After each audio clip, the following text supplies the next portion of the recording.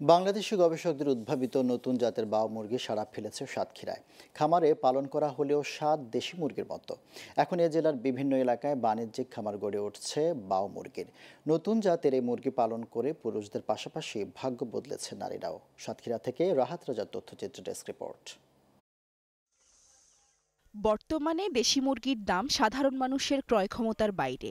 এমন পরিস্থিতিতে বাংলাদেশ কৃষি বিশ্ববিদ্যালয়ের একদল গবেষক উদ্ভাবন করেছেন নতুন জাতের মুরগি, যার নাম বাও মুরগি। এর মাংসের স্বাদ অনেকটাই দেশি মুরগির মতো। এই বাও মুরগি পালন করে সাড়া ফেলেছে সাতক্ষীরার তালা উপজেলার কয়েকজন গৃহবধূ। তারাও এখন পুরুষের পাশাপাশি পরিবারের জন্য অর্থনৈতিক ভূমিকা রাখছেন।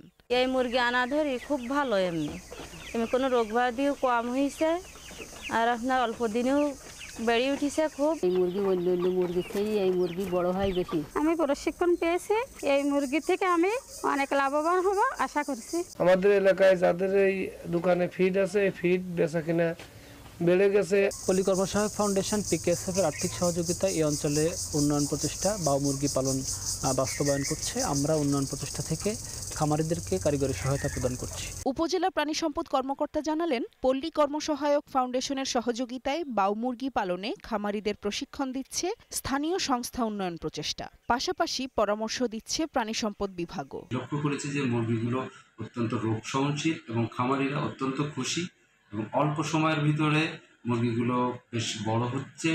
কিন্তু এখানে একটা সমস্যা বাজারজাত, কারণ যেহেতু নতুন মুরগি বাজারজাতটা করতে পারলে খামারিরা অবশ্যই ব্যাপকভাবে লাভবান হবে। নতুন জাতের এই মুরগি দেশের মাংসের চাহিদা পূরণে গুরুত্বপূর্ণ ভূমিকা রাখতে পারে বলে মনে করছেন সংশ্লিষ্টরা। Global television news desk.